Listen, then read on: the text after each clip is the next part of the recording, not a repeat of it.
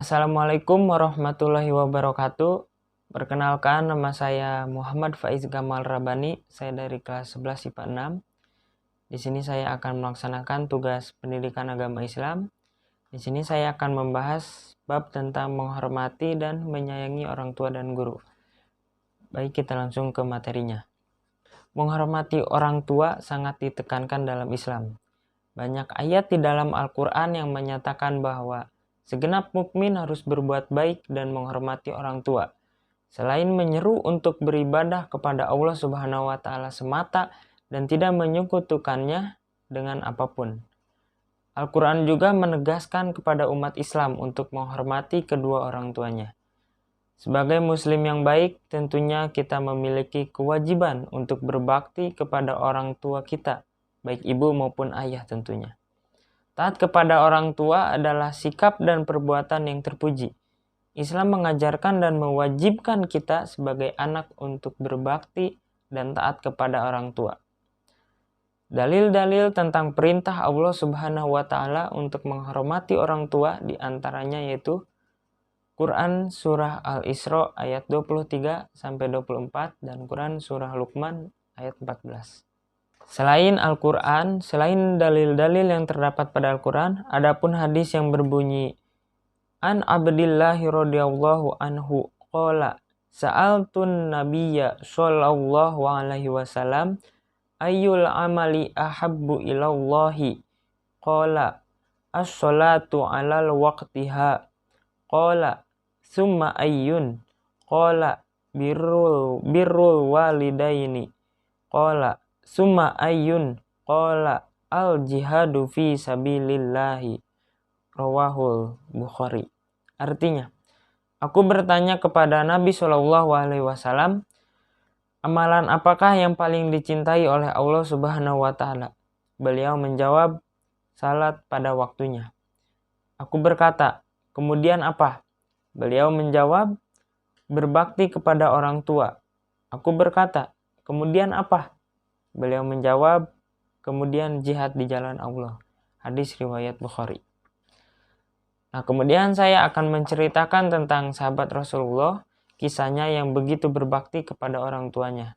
Dalam sebuah hadis yang diriwayatkan Muslim, Rasulullah Shallallahu alaihi wasallam bersabda bahwa sebaik-baiknya tabi'in atau pengikut adalah seorang laki-laki yang biasa dipanggil Uwais. Nama lengkapnya Uwais Al-Qarni. Dia seorang yatim dan hanya tinggal bersama ibunya yang sudah tua dan lumpuh di Yaman. Uwais juga memiliki penyakit belang di tubuhnya. Uwais dan ibunya adalah keluarga fakir. Rasulullah sempat berpesan kepada Umar bin Khattab dan Ali bin Abi Thalib untuk mencari Uwais. Carilah ia, Uwais Al-Qarni, dan mintalah kepadanya agar memohonkan ampun untuk kalian. Sabda Rasulullah seperti diriwayatkan dalam hadis sahih Muslim, siapa sebenarnya Uwais Al-Qarni sehingga begitu istimewa bagi Rasulullah? Dikutip dari buku kisah kehidupan Uwais Al-Qarni, sang penghuni langit, kekasih Tuhan semesta alam, karya Muhammad van Destra. Uwais dan ibunya masuk Islam setelah mendengar seruan Nabi Muhammad SAW dari Mekah. Uwais adalah sosok pemuda yang soleh dan sangat memuliakan ibunya. Uwais senantiasa merawat dan memenuhi semua permintaan ibunya. Pada satu waktu, Uwais meminta izin kepada ibunya untuk berjumpa dengan Rasulullah SAW yang saat itu berada di Madinah. Ibunya mengizinkan dan berpesan kepada Uwais agar cepat pulang karena merasa sakit-sakitan. Sampai di Madinah, Uwais langsung menuju rumah Rasulullah. Namun sayang Uwais tak bisa menemui Rasulullah SAW sebab sedang di medan perang. Teringat pesan sang ibu agar lekas kembali ke Yaman, Uwais dengan terpaksa pamit kepada Siti Aisyah, istri Rasulullah SAW, yang ketika itu ada di rumah. Tak lupa dia menitipkan salam untuk Rasulullah. Kisah lain dari Uwais Al-Qarni adalah senantiasa memenuhi keinginan ibunya.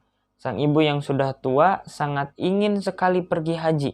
Padahal dengan kondisi ketika itu yang tak ada uang, Uwais merasa berat untuk memenuhi keinginan sang ibu.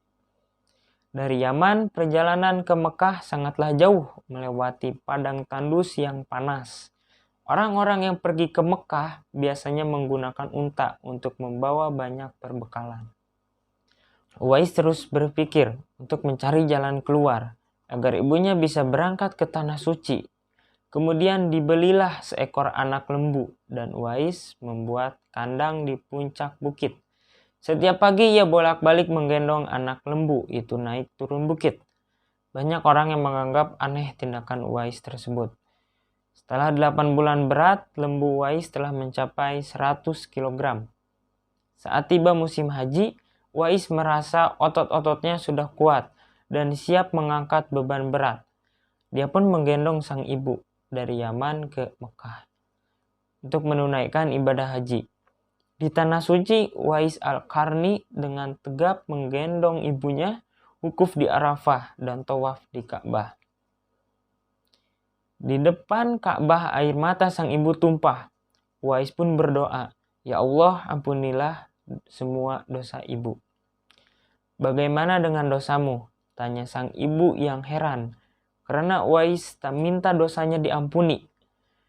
Dengan terampuninya dosa ibu, maka ibu akan masuk surga. Cukuplah ridho dari ibu yang akan membawaku ke surga, jawab Uwais. Allah Subhanahu wa Ta'ala pun memberikan karunia untuk Uwais. Penyakit belang di tubuh Uwais seketika itu sembuh. Hanya tertinggal bulatan putih di tengkuknya.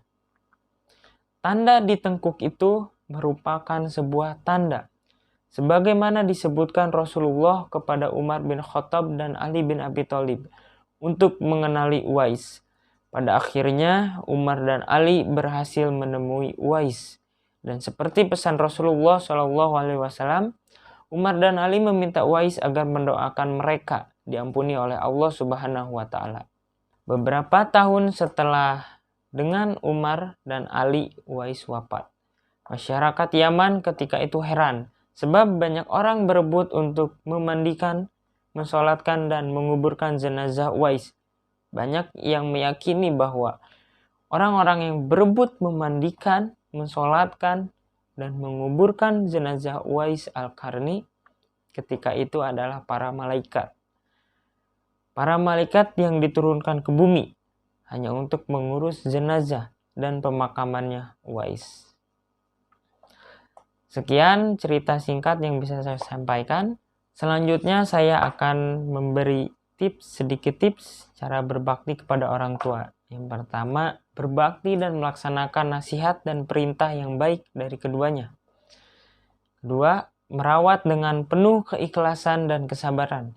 Ketiga, merendahkan diri, kasih sayang, berkata halus dan sopan, serta mendoakan keduanya.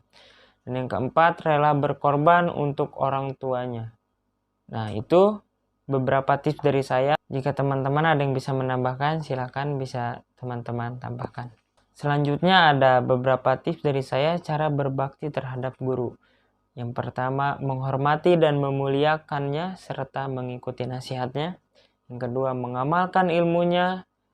Kemudian tidak melawan, memuliakan keluarga dan sahabat guru. Dan yang paling penting itu adalah, kalau menurut saya, yaitu mengamalkan ilmunya. Kemudian ada hikmah berbakti kepada orang tua. Yang pertama, jika orang tua kita ridho terhadap apa yang kita lakukan, Allah Subhanahu wa Ta'ala pun akan ridho. Kedua, berbakti kepada orang tua merupakan amalan yang paling utama. Dan yang ketiga, berbakti kepada orang tua dapat menghilangkan kesulitan yang sedang dialami. Dan yang keempat, berbakti kepada orang tua akan diluaskan rezeki dan dipanjangkan umurnya. Dan yang terakhir ada berbakti kepada orang tua tentunya akan masuk surga. Jika teman-teman ingin menambahkan, silahkan bisa teman-teman tambahkan. Cukup sekian yang bisa saya sampaikan. Mohon maaf bila ada kekurangan dalam menyampaikan materi atau apapun itu. Selebihnya saya ucapkan terima kasih sudah mau menyaksikan video ini. Sampai jumpa di video-video selanjutnya. Wassalamualaikum warahmatullahi wabarakatuh.